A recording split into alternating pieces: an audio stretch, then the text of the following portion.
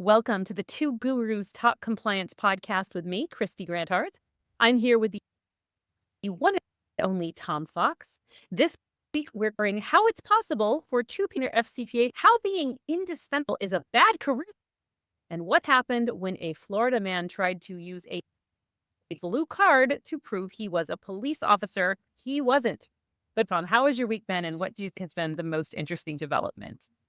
So it's just been a wild ride in the news. We were changing our stories literally within an hour of this podcast. And I toyed with the idea of changing yet another one because within the last half hour, Trump suspended the tariffs on autos for 30 days for reasons completely unknown, as unknown as why he put the tariffs in place in the first place. It's just chaos, complete chaos. And in that, we ask ourselves the existential question, who are we? And Matt Kelly had an answer to this, but Tom Fox, why don't you tell me who are we and what do you think of this article? This was a blog post from our good friend and colleague Matt Kelly over at Radical Compliance, where he attended a short conference at Suffolk Law School in Boston. And there was a panel which explored the role of compliance in the age of Trump 2. And some of the questions and responses and discussions I found incredibly interesting. Kristy, leading with or starting with a question of who are we, which was what one of the compliance officers posed to the panel. Are we the Department of No, populated by Dr. No? If so, we're not going to be around very long. Are we the Department of Ethics and Compliance, as Wei Chin has suggested several times? Are we a cutting edge risk management strategy, which is one of the things I've been trying to suggest in my blog posts this last week and this week? What's been the effect of Trump's executive order suspending FCPA enforcement? According to at least one person at the event, no effect, because they're still getting 90 emails a day with questions about their compliance program. And so I really thought it seemed, Kristy, to either summarize or think of the right word, but bring together a lot of the disparate thoughts I'm hearing from compliance professionals about what's our role, what are we going to do, what does all this mean, and then realizing it may mean nothing, but we're still providing an important business operation. And I did actually 5 webinars last week on the Trump order and what it might mean. And I was interested, the overseas groups, I did 2 overseas and 3 domestic. The overseas groups their reaction was along the lines of, America's not leading the way in corruption. Who's going to lead? What are we going to do? How are we going to do this? America's always been the leader. And I didn't say this, but my thought was, you're going to lead. Step up and lead in anti-corruption, because these were countries that all had robust anti-corruption and anti-bribery laws. In the United States, the question was a little bit more less focused on enforcement and more focused on what does it mean for you as a compliance professional if the law you've designed your compliance program around is not being enforced. And certainly from what Matt wrote and some of the discussions I heard on my webinars, it was not much. Now, I really believe we have to up our game, as Wei Chen has said, and I think we talked about this on our last podcast. She's highly respected in our community, and when she speaks, we all listen. And I've taken that phrase and run with it because I think this is a great opportunity for compliance professionals. And the question of who are we, maybe we need to ask that sometimes. I don't think you and I have asked that in 15 years. Who are we? Now, people may be asking that, and maybe that's a good thing. Maybe that's something we should have talked about 10 years ago, 5 years ago, whatever it may have been. I found the article really interesting and a lot of, I would have said unease 2 weeks ago, but I'm not sure there's as much unease because business seems as robust as ever. Okay. So I love Matt Kelly. I do. And he had a very full throttled support for compliance as a business imperative and as a risk mitigation arm. And I think that's true. And I think that it is smart. But I appreciated where he acknowledged the fact that companies might not be giving as many resources. For instance, his example was when you have an allegation of bribery, they're not going to be calling a big law firm and doing the investigation and paying all that money because there is no enforcement right now. I think there are some negative effects that we have to really understand. And I suppose the answer is yes, up your game, but it also requires us to talk about ourselves differently. I'm doing a session in Boston the upcoming couple of weeks for the Compliance Week Ethics and Compliance Summit. And one of our panelists today was telling me about how they do what they just call leadership training.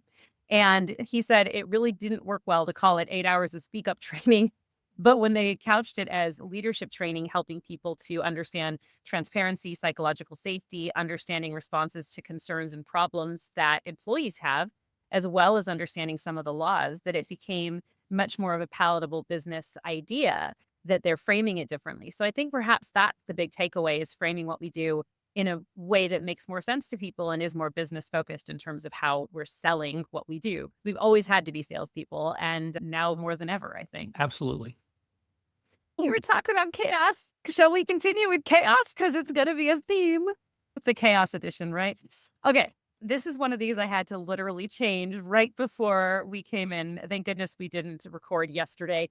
Okay. So earlier this week, the Wall Street Journal asked a poignant question in its article titled, "Two Tech Executives Face Trial Under a Bribery Law Trump Had Put on Hold."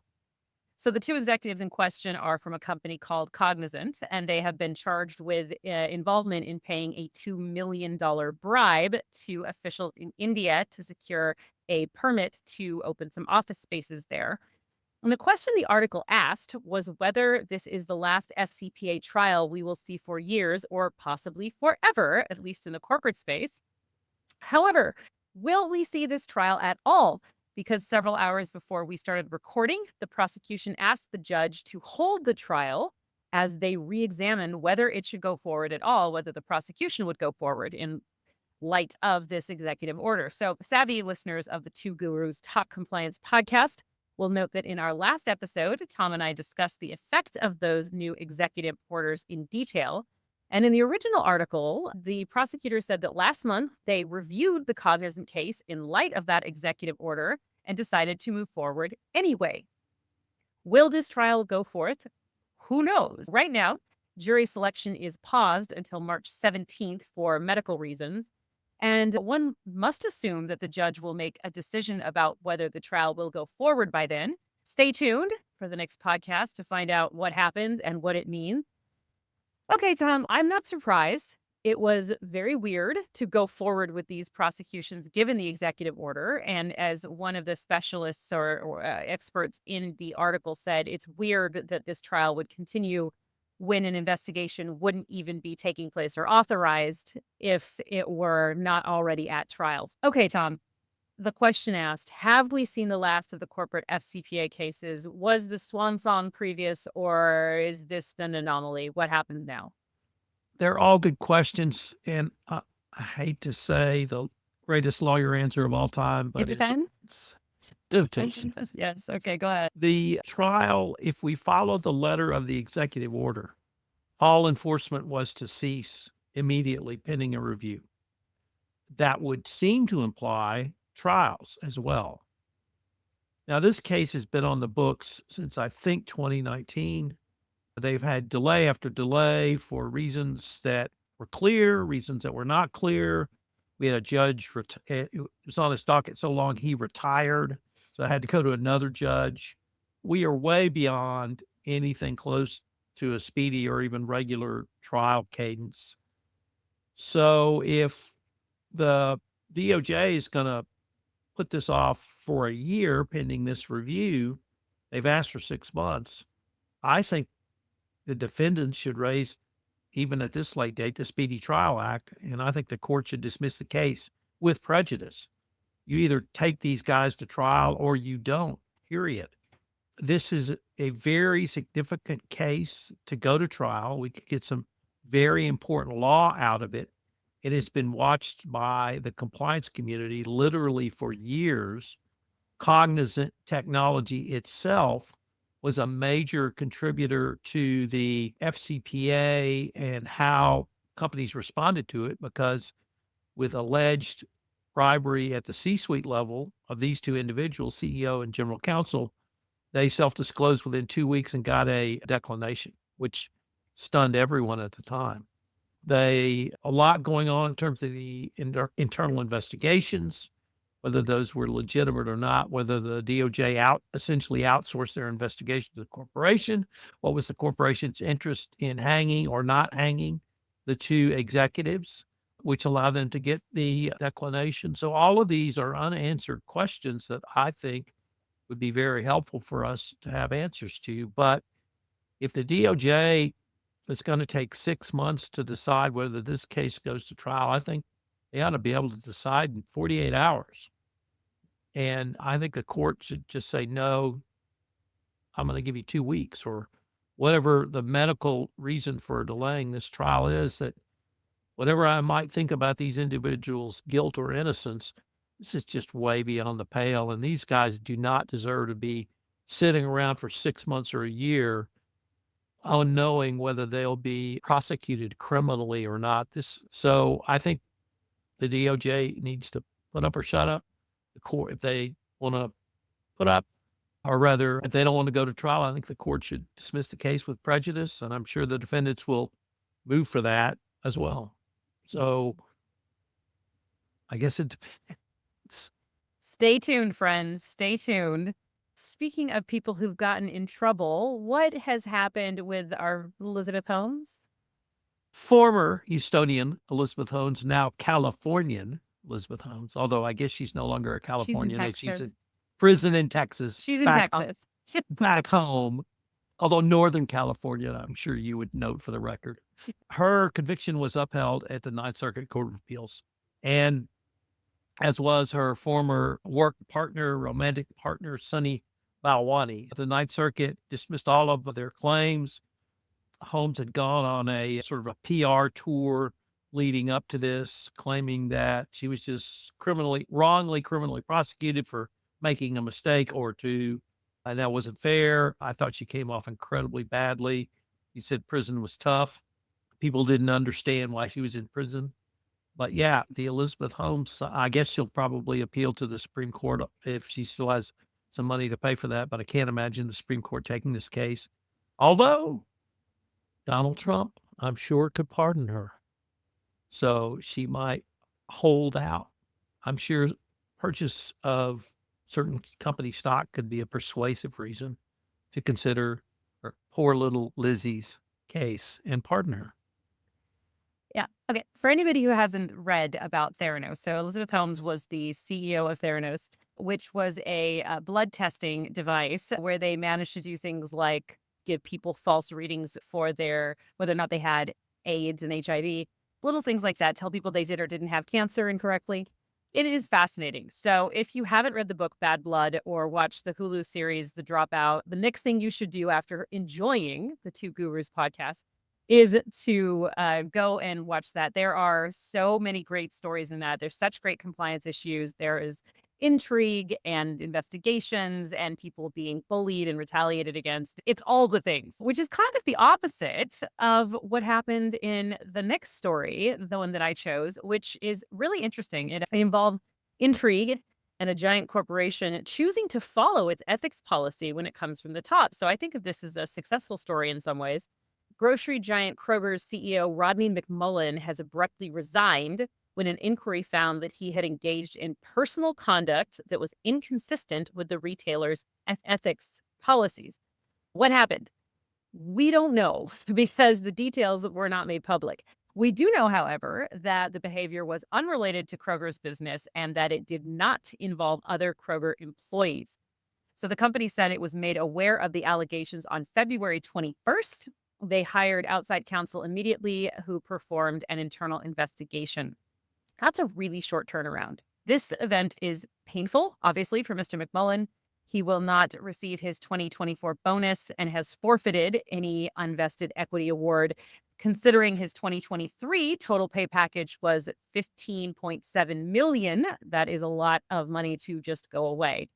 The article, which came from the Washington Post, reviewed trends in CEO departures, with one expert stating that CEO departures will, quote, occur more often now because of social media, the concerns about negative PR and brand damage, and the enhanced visibility of CEOs in the media, unquote. So, Tom, what I love about this is that as soon as either senior leadership or the board became aware of the allegations, swift investigation and outcome consistent with the CEO acting against the corporate ethics policy, at least that's what we've been told. I think it's very encouraging to see that a corporation responded with ethics violations so quickly. And I was wondering from this one, though, do you agree with the experts' take that more CEOs will be fired or forced to resign over ethics issues because of that social media, brand damage, visibility of the CEOs in the media? Or do you think this is an outlier? What intrigued me the most about this story, Christy, was that there was absolutely zero information about the violation, which typically would be an older male or a male having a romantic affair with someone under him, whether or not they're in his chain or not. And at the executive level, you can't do that, period. Doesn't matter whether they work under you or not. All the articles I read denied that was one of the reasons or the reason. They denied that there were accounting fraud or other internal irregularities. It was for something outside, not involving company. And it would be incredibly helpful to know what that was so we could evaluate some of those questions you posed. All I can say is it must have been really bad. If it's from someone's private life, not related to the company, and they terminated him for his conduct. I guess kudos to the board for taking the steps they did, at least the investigation, and whatever they found, they thought it was serious enough. And kudos for saying whatever it was you did, it doesn't fit with our ethical values. Once again, not knowing what it was. So I think a round of applause is due for the Kroger board. Maybe they nipped something in the bud that kept them from taking a huge reputational hit. And it points out once again that you absolutely have to know who you're promoting to senior leadership, period. There's articles that say if people get speeding tickets, you don't want them as CEOs. And there's been some disastrous CEOs that have been appointed that had engaged in prior behavior that was readily known. I think applause are in order, although I really wish I knew what the finding was so that we could evaluate that conduct along and try to answer many of the questions you posed. Yeah, it may come out. Speaking of social media, it's a very easy world in which to find things out. So we'll see what happened. Okay, you talked about companies living their values. Let's talk about whether that's the case from this Washington Post article. Go ahead, Tom. I was much more positive about this than you were. And I know you have thoughts. Easily, you have thoughts. I was at a podcast conference a couple of weeks ago, and someone said, a podcaster said the following: most people have bodies. I didn't know that. I thought all people had bodies, but it's only most. So, Okay. anyway, the host also said women in all of the sense of that word. Hmm. I've lived a You're sheltered life here in digressing. Texas. Choosing. This is an article about a reframing of essentially affirmative action efforts that corporations could take. They are moving away from the term DEI. They're moving away from trying to have a numerically balanced or appropriate workforce. So the two reasons I thought this was positive is the Trump administration says they will move away from or move to prosecute companies that engage in illegal DEI. They've never said what illegal DEI is, but that's because there is no illegal DEI. The law of the land is Title VII. It's been the law of the land since 1964. Affirmative action is written into that law. And until that law is declared unconstitutional, you can engage in certain affirmative action, and that's how it's defined, to level the playing field of your of your workforce. Karen Moore has talked passionately about, I'm happy to have no affirmative action if I have a level playing field. But you don't, period. You haven't. You haven't ever. I'm not going to even ask you what you've experienced in your professional life, but I know in 2025, I still see it. And I still see discrimination. And I still see comments. I still see words, or I won't even get into it. Don't get me started. And you got me started. So there. See, I should have kept my You chose the confession article, going. Tom. I did not get you started on this. Ed. Anyway, I took comfort from this article because companies are realizing, one, the law is still the law. But more importantly, Kristy, it's good for business to have a diverse workforce. Having diversity brings an intellectual discussion and robustness to your corporation, whether it's at the board level, whether it's at the senior executive level, or whether it's at the barista level at Starbucks. Having minorities, having people of different ethnicities, different genders, different religions, all adds to a mix that makes the organization better. And so it's burned into the fabric of companies now, and we're not going back. There is no illegal DEI. And if companies have to step back and scrub their websites from saying they believe in DEI, but they're going to have a representative workforce and they work to have it, I think they should. And just like the Trump administration is being eviscerated in the federal courts now, I think if they start bringing criminal charges for illegal DEI, they're going to be eviscerated in federal courts on those charges as well. So, So I took great comfort in this article. all right. I found it depressing. And the reason that I found it depressing is because I am sad that all of the diversity and inclusion efforts are going underground because people are afraid to talk about wanting people to feel included, wanting to have different points of view and diverse points of view. I like the idea of leveling the playing field as opposed to raising people necessarily in any one way. But my sadness really is over the fact that I think all the things you said about having the positive effects of a diverse workforce and making people feel included. I guess that's actually the letter that makes me the saddest is don't we want people to feel included at work? Who doesn't want that? So the fact that it's having to go underground to me is a sad statement. And I am hopeful that some of the things that we've seen, like so many of the shareholders at the John Deere meeting saying, no, we don't want to get rid of all of this. And that we're seeing so many like places like Costco saying, we're not getting rid of this, that we have the opportunity to change the narrative, but we have to have courage to do that too. That was my take on it. But, you smile, I sad. That's okay. That's common here at the Two Gurus Talk That's Compliance diversity Podcast. for you. Diversity of opinion counts too. All right, so let's turn to yet another new self-reporting scheme that makes investigations lighter work and helps out the regulators. This one comes to you from the Commodity Futures Trading Commission, which is usually shortened to CFTC. So the regulator published an official memo detailing the ways in which companies that voluntarily come clean can receive all the goodies. So I found this interesting. The CFTC will grade companies on their cooperation and self-reporting. So self-reporting has a score of 1 to 3, ranking from no self-report to satisfactory self-report to exemplary self-report. Then they get a second score, which ranges from no cooperation to exemplary cooperation. So for those companies that get a gold star on their homework, they can receive up to 55% reductions on the fees imposed for their malfeasance.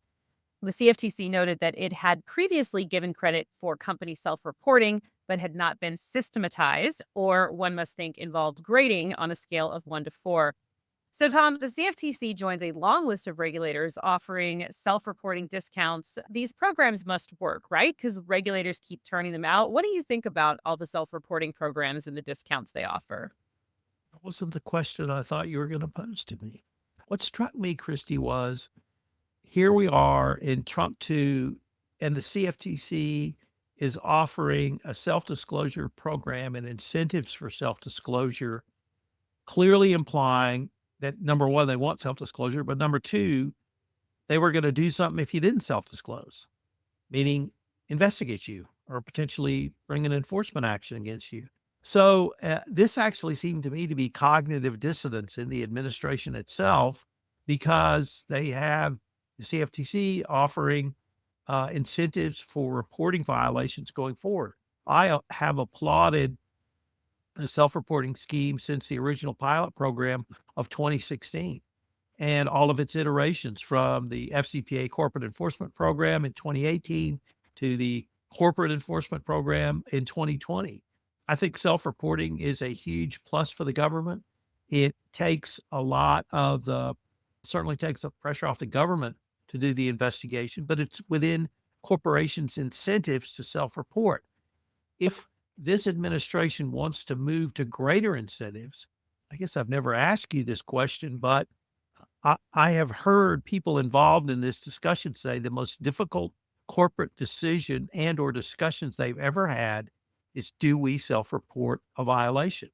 And that if that discussion is easier or eviscerated because you still have to decide, but if there's a way to sort of take away the terror of opening the kimono, I think that's good. And it gives the CFTC more information about where and how violations are occurring, and maybe they can move to remediate through training or some sort of communications to the public. So I'm all for more self-disclosures.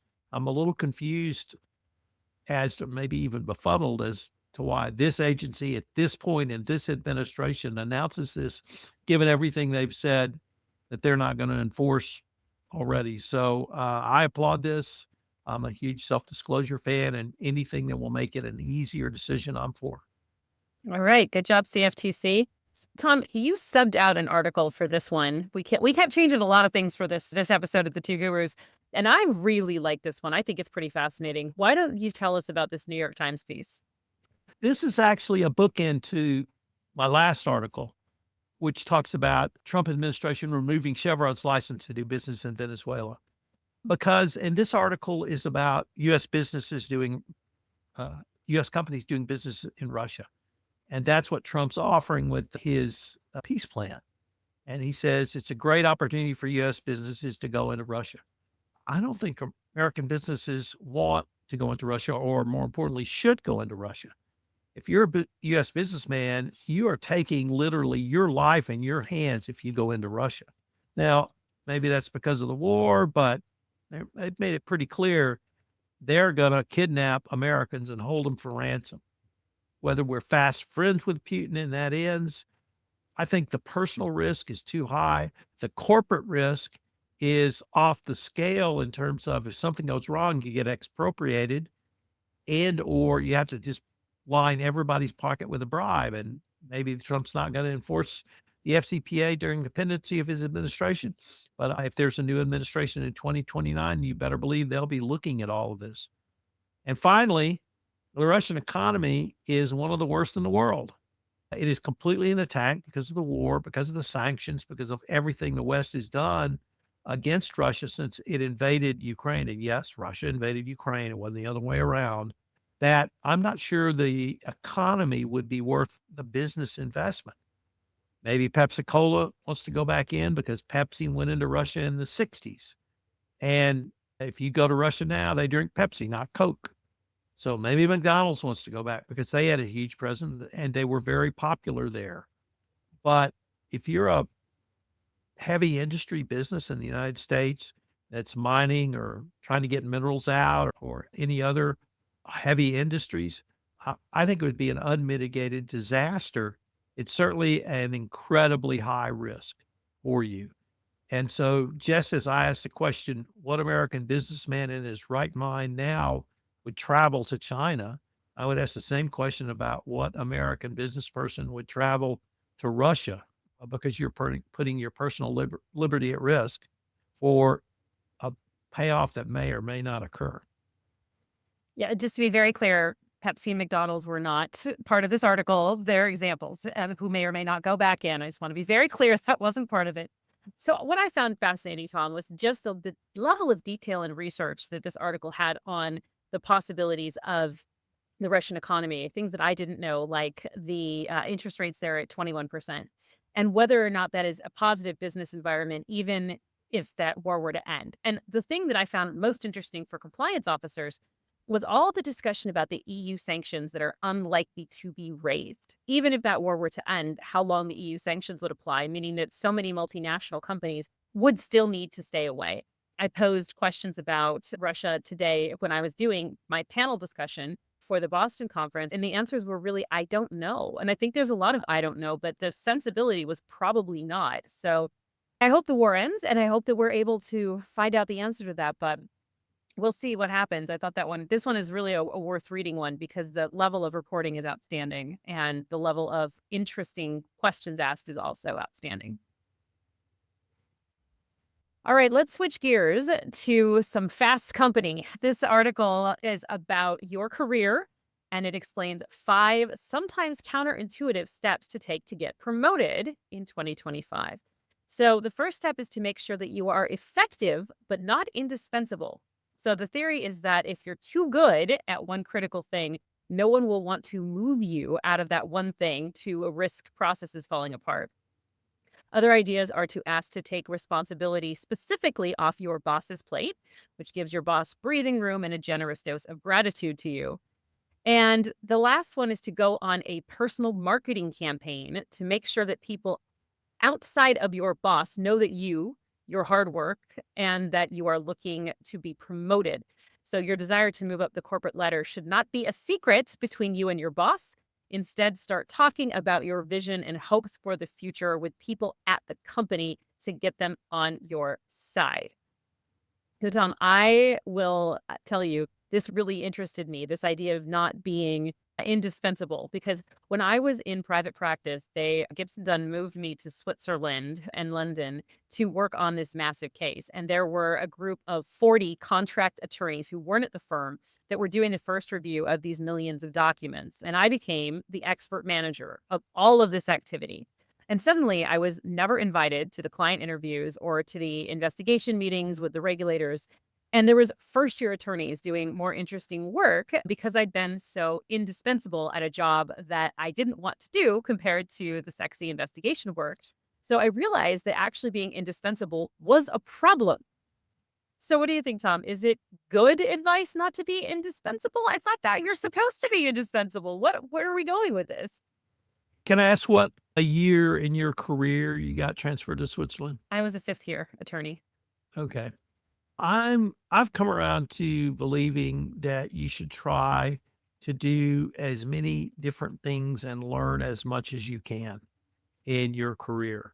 And if that means you become indispensable in document review, as long as you don't get stuck in that for the next 5 years or whatever it may be, I think that being indispensable can be helpful. But I'm a much more or a much bigger believer in having as broad a base of learning knowledge and insanely, intensely curious about learning things, moving towards, and you get to my age and discover I love compliance. And because of everything I've done beforehand as a trial lawyer, as an in-house lawyer, as a general counsel, et cetera, I'm well positioned to learn this law and understand it and practice in this area.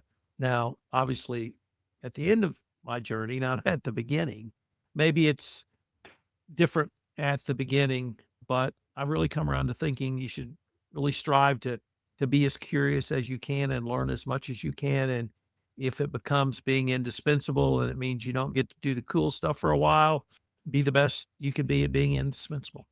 Let's be fair. I did get to do the cool stuff later. Let's look at my life now, you know? You got to do the cool stuff, but you know what?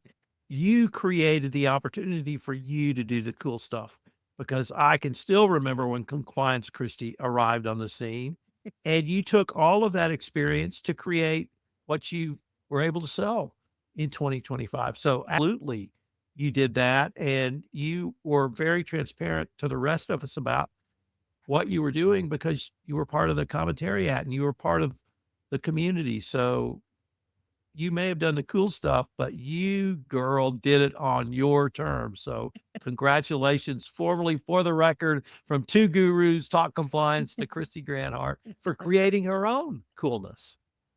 Ah, there we go. Thank you so much. All right, Tom. Earlier, you talked about bookends. So this is the other side of this. This is the Chevron license in Venezuela. When you wrote this, by the way, I saw Chevron and I thought Chevron Defense, but no, we're talking about the company, the oil company Chevron. What happened to them recently? So Chevron has been in Venezuela since literally energy or oil was discovered there. And the Biden administration gave them a special license, granting them the right to continue to do business in Venezuela, even with the sanctions from Trump 1 and the Biden administration. Um, Trump 2 administration has ended that special license. Chevron has 30 days to pull out of Venezuela so Trump can try to put more pressure on Venezuela to get them to do whatever he wants. The reason I put this in was because I want every compliance professional to understand that risks are going to change. And simply because you had a license to do business in Venezuela, and I'm sure Chevron was monitoring the political situation as well as anyone, um, your business model may change literally on a dime. And if you're a company that had a large part of your energy resources coming from a now sanctioned company, that could be a huge hit to your bottom line. It could be a huge hit to your top line. And you have to be ready to pivot and respond and change. Chevron's got 30 days, but in the corporate world, that's a blink of an eye. Yeah, it definitely is. And I think that it really does dovetail or bookend well with your previous choice for the New York Times article relating to Russia, in that if you look at what's happening now, there may be a very different geopolitical order and different alliances that are coming together. And frankly, that means new sanctions and new responses from different peoples. It really is a complicated time to be in our industry from that perspective, but complications are opportunities frequently. And so staying on top of this and being the trusted advisor to your business is such a value that there's no time like now to be that trusted advisor. And maybe that actually circles back to Matt Kelly, who are we? And trusted advisor is a really important part of that from that compliance perspective. You tied it together much better than I did. It's it's my job. I'm going to tie the whole thing together now with the ending of Florida Man, right? All right, Tom, it's not a great idea to go around pretending to be a federal police officer when you're not. You probably knew that. But apparently, nobody told Florida man Stephen Donovan that. So Mr. Donovan decided to impersonate a Homeland Security officer at an apartment complex in Orlando. He rode a bike up to the apartments and approached a worker there, stating that he was working with police to investigate whether there were, quote, illegal immigrants in the area, unquote. After that, Mr. Donovan ordered the apartment worker to open a resident's door. Then he opened his jacket to reveal a gun. The worker was having none of it, so he made a call to the real police, who came to the scene. But before the real police arrived, Mr. Donovan began knocking on doors and windows, shouting that he was, in fact, the police. When deputies arrived, Mr. Donovan presented them with a blue card from the Florida Department of Agriculture and Consumer Services, which turned out to be a receipt for an application he had made for a security license. As law enforcement recovered the gun and knife from his pocket, Mr. Donovan continued to tell the police that not only was he an officer, they couldn't arrest him because he was an officer. So apparently, Mr. Donovan really wanted to protect and serve, but the only thing he's likely to be serving now is 2 to 5 years in jail. Thank you for listening to the Two Gurus Talk Compliance. Until the next crazy episode that happens, I'm Kristy Grant-Hart. And I'm Tom Fox.